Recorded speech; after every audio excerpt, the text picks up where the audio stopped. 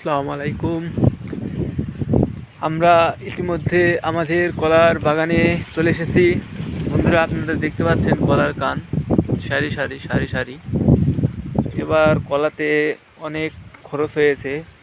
আসলে চাষিরা ঠিকমতো সার পায় না, আবার যেগুলো পায় আবার দাম বেশি। আপনারা যারা কৃষি কর্মকর্তা বা কৃষি বিভাগের অফিসাররা কাজ করেন, তারা এই দিকে খেয়াল রাখবেন। একটি কৃষক বাঁচবে দেশ, দেশটা হবে সোনার দেশ।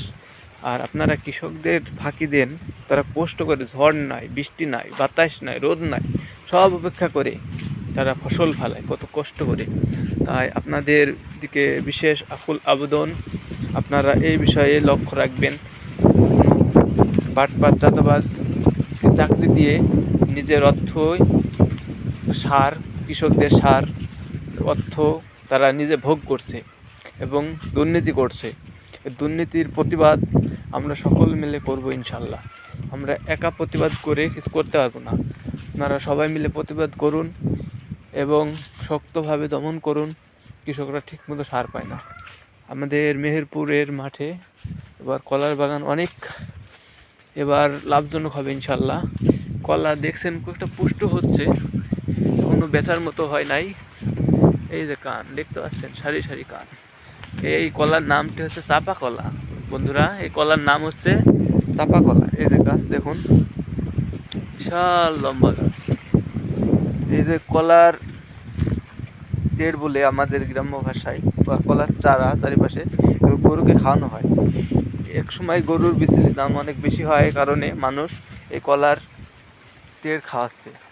এতে করে গরুর খিদা নির্ধারণ হয়, কিন্তু পুষ্টি থাকে না। এতে গরুর ঠান্ডার সময়, শীতের সময় গরুর অনেক অসুখ বিসুখ হয়। তো মাঠে 12 মাসে আবাদ, কী করবে মানুষ বলেন? ঘাস পাচ্ছে না, তাই 12 মাসে আবাদ, তাই ঘাস না কেটে অল্প সময়ে এই কলার টের কাটে। এই যে আপনারা দেখতে পাচ্ছেন কলার টের, এটা বড়ো হয়নি, কাটার পরে আবার বড়ো হলে কাটবে। ইতিমধ্যে একটি গাছ কাটা হয়ে গেছে, এটি কান ছিল, ভেঙে গেছে। এই দেখেন, কি বলবো মানুষের কথা, কলার চারা কেটে এসে গাছ কেটেছে। দেখছেন গাছের ক্ষতি হয়েছে এবং নর্মাল হয়ে গাছটি কান বেশি ভারী ওজন হওয়ার কারণে গাছটি পড়ে গেছে। কি বলবো আর। এই যে আপনারা দেখতে পাচ্ছেন কলার বাগান আছে, ঘাস, গরুর ঘাস লাগানো আছে। এই যে আমাদের মাঠ, আমাদের মাঠের নাম রিফুজি পাড়ার মাঠ, গাংনী থানা, গাজীপুর গ্রাম, মেহেরপুর জেলা। দেখতে পাচ্ছেন কলা আপনারা বন্ধুরা।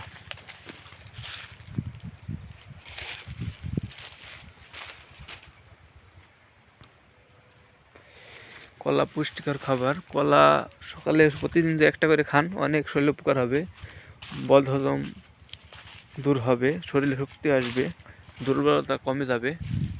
অনেক প্রোটিন ও ক্যালসিয়াম আছে কলাতে, আপনারা জানেন।